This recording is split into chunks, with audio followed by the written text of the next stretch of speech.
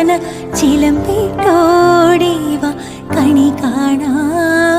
ശിശുക്കളായുള്ള സഖിമാരും താനും പശുക്കളെ മേച്ചു നടക്കുമ്പോൾ, വിശക്കുമ്പോൾ വെണ്ണ കവർന്നുണ്ടും കൃഷ്ണൻ